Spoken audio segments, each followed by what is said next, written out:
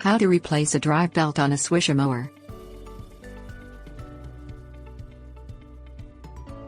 The drive belt on a Swisher mower, such as the Swisher trail mower, powers the blades located under the mower deck.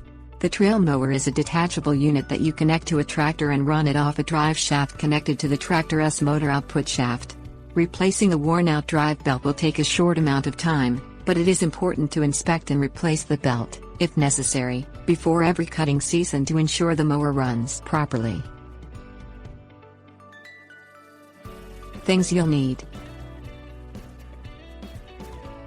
socket set. Remove both bolts from the front of the engine mount and then remove both bolts from the back of the engine mount with a socket and ratchet.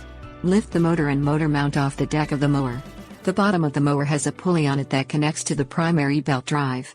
Slip the belt off the pulley so you can remove the motor. Remove the primary belt off the pulley mounted on the top of the mower deck and place it off to the side. Remove the belt guards with a socket and ratchet. Take note of their positioning. They must go back on facing the same direction. Pull the primary belt off the pulley.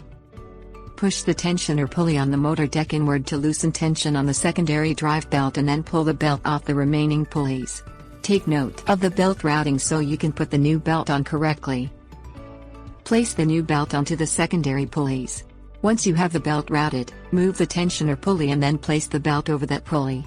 The entire pulley system uses pin guards that stick up. Route the belt so all of the pin guards are on the outside of the belt. Place the new primary drive belt onto the drive pulley and secure the belt guards in place. Place the motor and motor mount on the mower deck. Place the belt around the pulley and then secure the motor mount to the deck with the 4 bolts.